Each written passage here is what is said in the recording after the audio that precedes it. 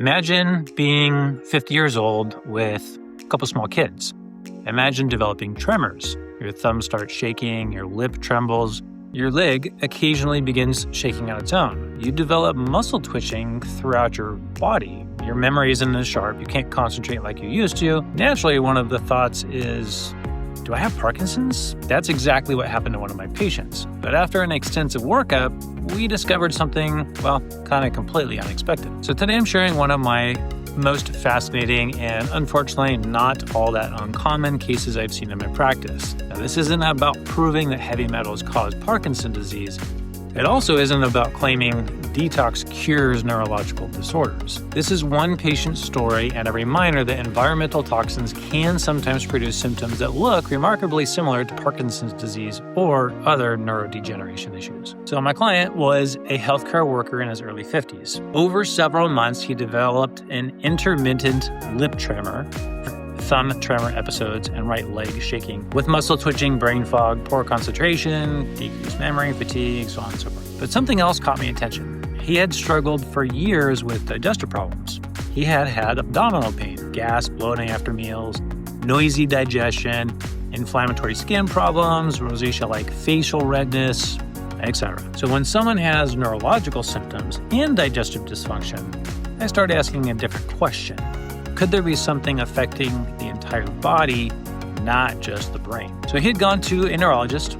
He was actually diagnosed with Parkinson's-like symptoms or disease. So stress, physiology, and muscle excitability were discussed, but no one really explained why all of these symptoms were occurring together. So we kept digging, because this is pretty young to get Parkinson's. So one thing that functional medicine teaches us is that many environmental toxins don't affect just one area. And all of these toxins are a giant dog pile. If you have just one, okay, maybe it's not that big of a deal. But if you have one on top of another, on top of another, on top of another, it starts to cause problems. So they can affect the brain, immune system, gut, skin, mitochondria, and our body's ability to make energy. So when I see multiple body systems involved at the same time, I always consider how environmental exposures, i.e. heavy metals, industrial chemicals, molds, toxins, pesticides, solvents, pollutants, etc. Not because they're always the cause, but because they're often overlooked. So what we did is we ordered a comprehensive toxic elemental testing, particularly for heavy metals. One result stood out immediately, and this was bismuth.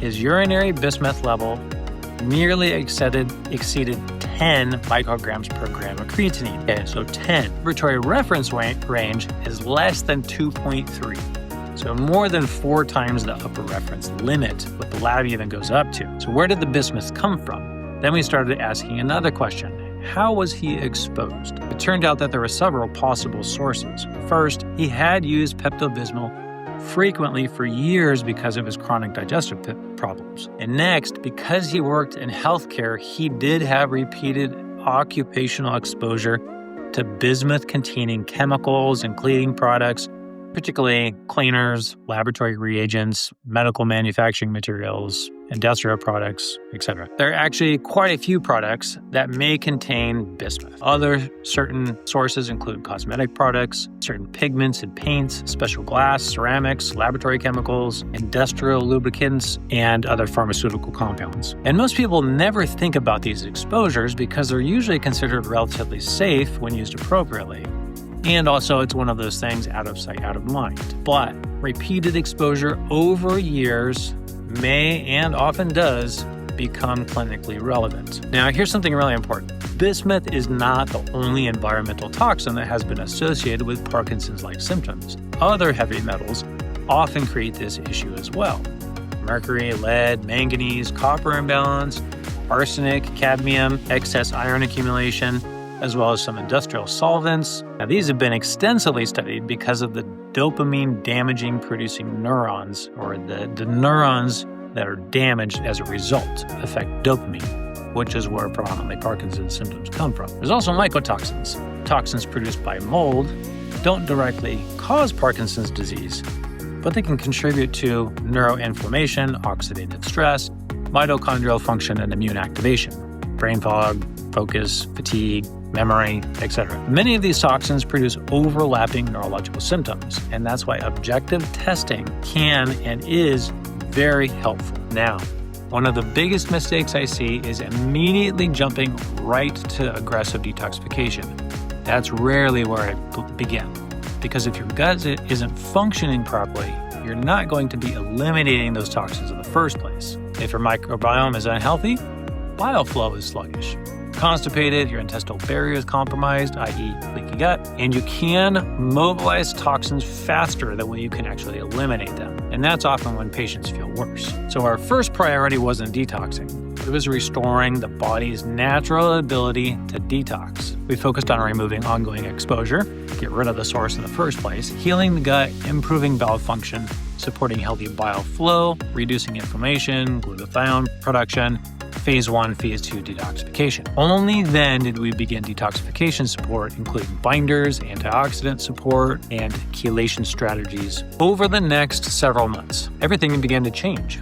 His digestion normalized, bloating disappeared, abdominal pain resolved, skin improved, sleep better, energy, brain fog, and the tremors became much less frequent. Repeated laboratory testing, approximately about a year later, his urinary bismuth had gone from 10 to 0.09, well under the level at which bismuth will create toxicity and symptoms. As of that date, he estimated he was about 50 to 60% improved. Some mild tremors remains during periods of stress, but he's back to exercising, sleeping regularly, back to working in a non-toxic environment, and living a healthy, active lifestyle. So the lessons from this case isn't that everyone with tremors has heavy metal toxicity. It isn't that everyone needs detoxification, although I would argue that most do. And it certainly isn't that environmental toxins explain every case of Parkinson's or neurodegeneration. The lesson is this: if you have unexplained neurological symptoms, especially when they're accompanied by digestive issues, fatigue, brain fog, inflammation, or other seemingly unrelated problems, don't ignore the possibility of environmental exposures. Heavy metals, chemicals, pesticides, solvents, mycotoxins. Sometimes they aren't the answer, but sometimes they're the missing piece that no one thought to investigate. And when you identify and address the root cause, you may be able to make meaningful improvements in both your health and your quality of life. Did they cause the problem? Not necessarily. Did they make the problem worse? 100%. I'm Dr. Craig Mortensen. I'll see you next time.